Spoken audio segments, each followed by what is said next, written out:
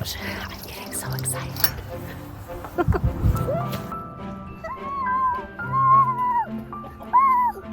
Hey everyone, it's Aubrey, recovering perfectionist, queen of distraction / gardener. Welcome to the first official weekly garden tour video of 2024. I did do a garden video last week where I did a tour of the garden, what I've done, the property, but today is going to be the first glimpse of basically what has happened, I guess, since I recorded that video. So if you missed that, go back and watch it. I'm going to go much more in depth there than I did here.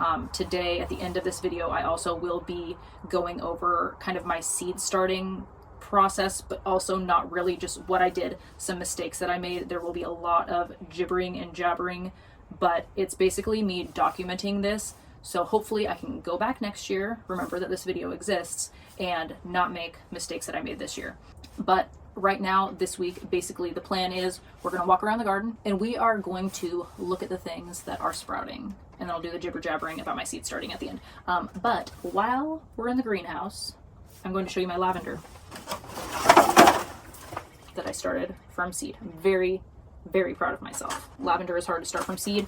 This is my 4th or 5th year trying to do that. Last year I got 2 or 3 plants that I was actually able to put in the ground this spring, which felt like a huge accomplishment. Also, another thing that is in the greenhouse, other than the giant mess, I moved my jalapenos in here, and then these asters. Those I had living on the back porch for almost the last week, and we haven't had any freezing temperatures. They were fine, but I guess I just started feeling guilty that they were out in the wild.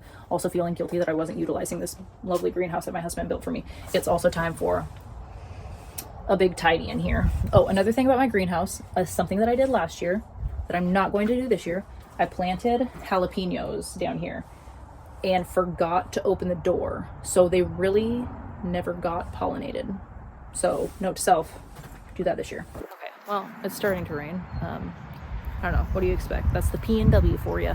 So the first thing that I am noticing as I walked out of the greenhouse was the lavender that I started from seed last year, the stuff that I'm very proud of, the stuff that I planted very recently. This is it, and look at that growth. Look at that growth there. I'll have to go back and look at the clip, but I'm fairly certain that that was not there last time I looked. Here is the echinacea that I started from seed. I'm pretty sure that that is like drowning in that water. Oh my gosh.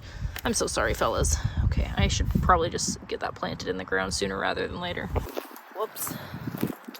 Add that to my to-do list. Okay, so over here I planted chamomile. And even just so much more has popped up since the video that I posted last week. And then there's buds on the grapevine. I almost didn't do a video this week because I just thought not much has changed. It's gonna be a waste of time. You guys aren't gonna care. But then also I know that it's really nice for me to be able to reference just the growth that has happened in the garden. And I don't know, maybe you guys care too. It's fun. This is the very root-bound sage plant that I shared last week that I got planted in there. And let's see over here. This is where I planted my parsley, and a bunch is coming up. There wasn't hardly anything in there last week, and then I did put some bluebell seeds down in here, and I think those might be sprouting as well. I'm so excited for things. Oh, the forget-me-nots. You can see where the starts of those blooms are gonna be. Oh my gosh, I'm getting so excited. I feel like I come out here every day and I don't know how I didn't notice these things. The kale plant from last year actually has some wee blooms on that. The bees are going to like that. Okay, let's see. We're gonna look at the pea bed. So last week in the video, nothing had sprouted yet except for like 3. And now almost everything has germinated. What? I gotta run back to AutoZone. All right, love you, bye. And then along this portion here, this is where I did all of the snap peas. And there were a few spots like right there and there. Just the spots where I noticed gaps. I had soaked some loofah gourd seeds, and I ended up soaking like 20. So I put several in a few pots inside, And there was just realistically way more that I wanted to put in pots, so I just decided that I was going to put them in the soil and we're going to see what happens. Also, the peas that are growing on this side, those are shelling peas. And the shelling pea variety that I'm planting this year is one that I planted last year and I believe the year previous, and I'm very, very happy with that one, so much that I rebought the seeds. And then I am growing 2 snap pea varieties on this side, one variety that I purchased again and another variety that I've just been trying to use the seeds up. There's a strawberry bed. There's really nothing to write home about that. It's just taken over the world. And this is the broccoli rabe section that is doing quite well. Oh, and then the loofah gourd, I did pop a few seeds in just on the end of this side, just so I know where to look for them. But let's see, where could a carrot be? Where can they be? Is that maybe a carrot? Maybe the start of a carrot?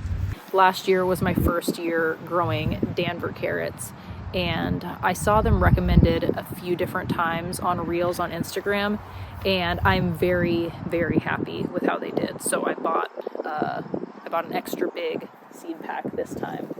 All of my cabbage that I planted that I was worried about being cold is doing just fine. Oh my goodness. But okay, this is something that I was concerned about, like, who's living in here eating my cabbage.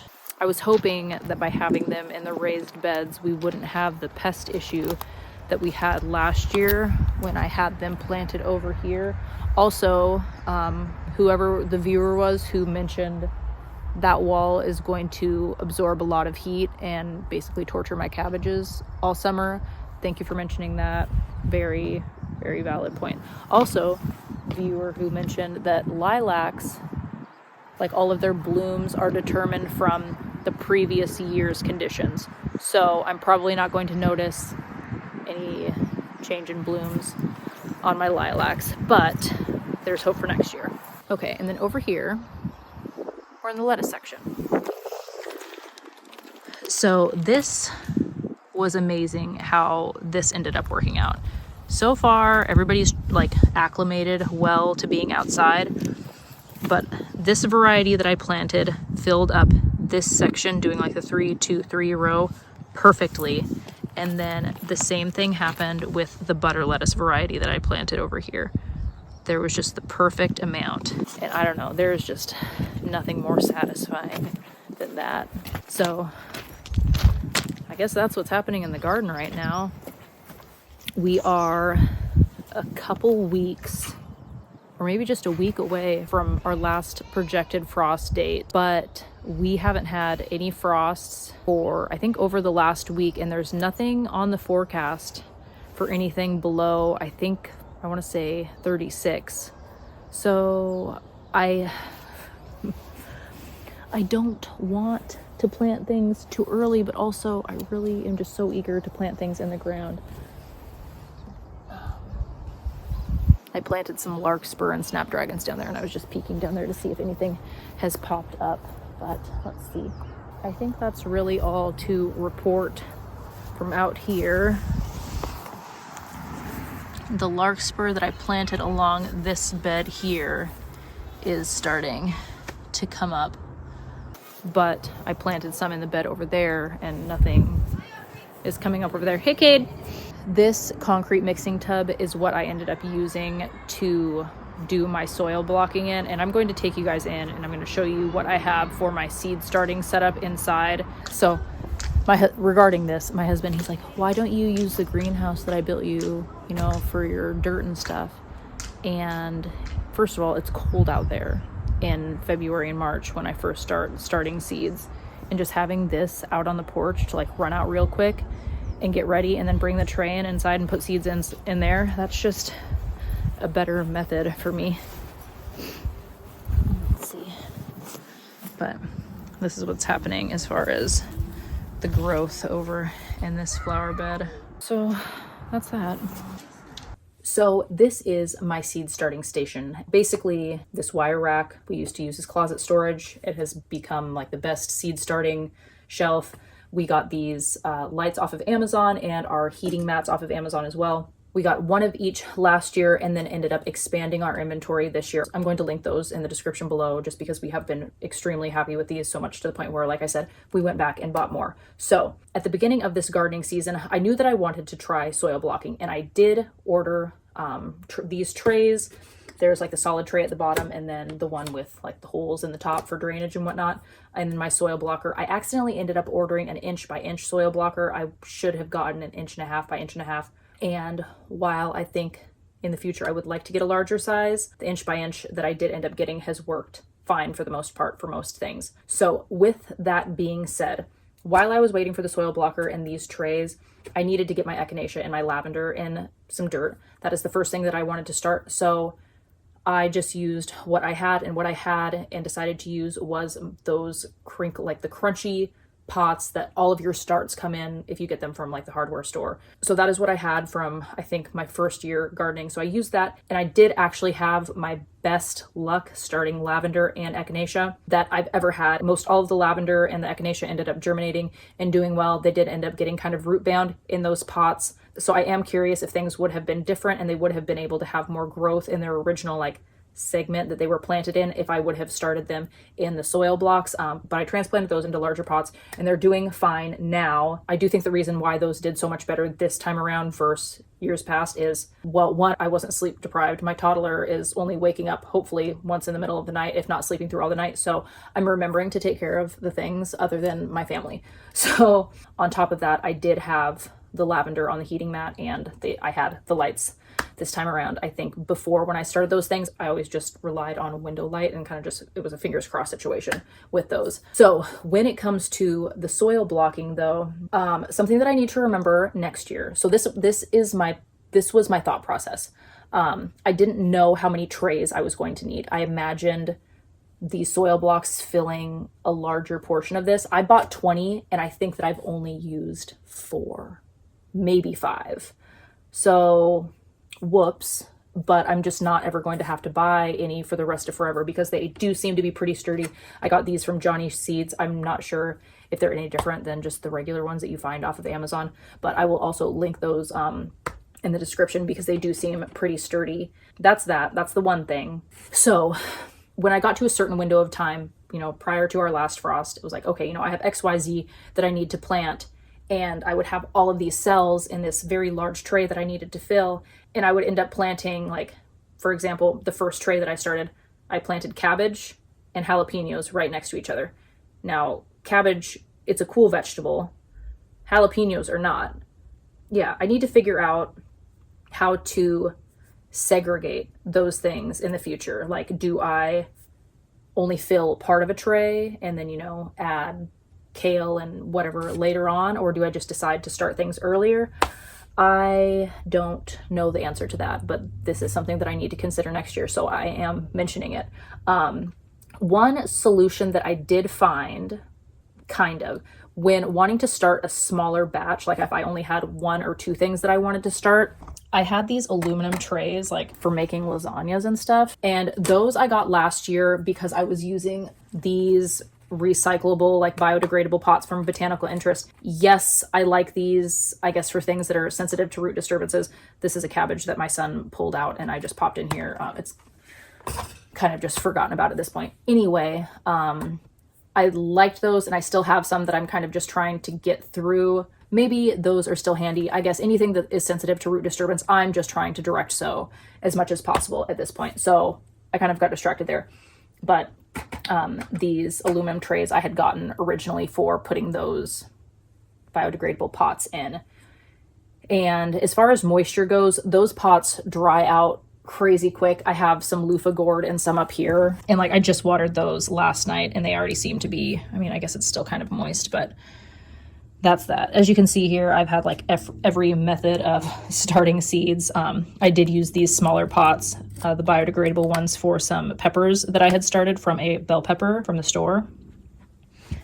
And then I've got zinnia going here and some scabiosa. Let's see. Another thing that I have to say about something is, oh yeah. So my husband sent me this reel where a lady just threw a bunch of tomato seeds into a cup and waited for them to germinate and then transplanted them into a pot. And I wish I would have just utilized the soil blocking for that, because I'm going to have to transplant it at some point anyway. And I feel like I could have prolonged that a little bit longer. But instead, I started them in these wee pots and then have, you know, had to move things over. This one's in its own now. But I don't know. Okay, so I just feel so disorganized right now. This is what happened here. I started basil, cauliflower, I think, marigolds, pansies, which have obviously not done anything. I'm very sad. And then a few, I think some broccoli and kales in here. And I put these on the heat mat, which I shouldn't have because they're cold vegetables, and they bolted. So they got really weird. So I decided to restart everything, and that's everything restarted here. Not on the mat. I should probably move up the light a little bit. This is what's happening right here for right now. And I don't know if I'll even post this or if this is just me saving this for future reference right now. But okay, so one thing about these, so there's the trays in this one. And this kind of keeps, like I'll water down here. So it kind of keeps the bottoms from corroding, deteriorating. Is that what I'm trying to say? But when I water in these trays, obviously there's not that divider. So there was some erosion that happened. I think that's the word that I'm looking for. But for the most part, things have held up. And like even the ones, like that one's kind of fallen apart a little bit and over here, but everything's doing okay. Alrighty, well, that was probably the most uneventful video you've ever seen on the internet, but I personally am very excited about all of the growth that I have seen between today and over the course of the last week. I think it is 7 days. So yeah, exactly a week today since I recorded the garden tour video from last week that I had posted on Friday. So I record these videos on Monday and then my garden tour videos get posted on Thursdays. Please don't wake up. Please nap longer. So my toddler's waking up. If you would like to join me in the future for these gardening tours, you are invited. I'd love to have you tag along with me. And if you'd like to get kind of an idea of what to expect from me over the course of this gardening season, check out my 2023 garden tour playlist. I'll link that in the description below. And I guess you can decide if I'm worth investing your time in or not. I think that I'm an enjoyable person to be around, but that's your call. Thank you for taking a chunk out of your day to hang out with me today in the garden, and hopefully I'll see you next week. As always, I love you, have fun, and be kind.